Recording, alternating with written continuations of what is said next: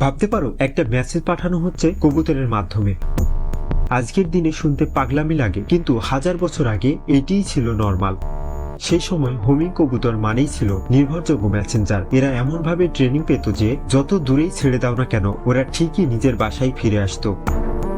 1870 থেকে 71 সালের ফ্রান্সকো প্রুশিয়ান যুদ্ধ চলাকালীন সময়ে শুরু হয়েছিল প্রথম সংগঠিত পিজন মেইল। তখন কবুতরদের বেলুনে করে পাঠানো হয়েছিল 363টার মতো, তার মধ্যে 57টি ফিরে এসেছিল। শুনে কম মনে হলেও তখন এটা ছিল দারুণ সফলতা। পরে এদের বলা হতো ওয়ার পিজনস, কারণ রাজনীতি, কূটনীতি আর যুদ্ধ ওরা ছিল সবচেয়ে নির্ভরযোগ্য বার্তাবাহক। এক একটা কবুতর নাকি 70,000 শব্দ পর্যন্ত বার্তা বহন করতে পারত। কিন্তু প্রশ্ন হলো ওরা পথ চিনত কিভাবে? কারো মতে সূর্যের অবস্থান, কারো মতে পৃথিবীর চৌম্বক ক্ষেত্র, আবার কেউ বলে লো ফ্রিকোয়েন্সি সাউন্ড বা ইনফ্রাসাউন্ড শুনে তারা নিজেদের বাসার দিক চিনে নেয়।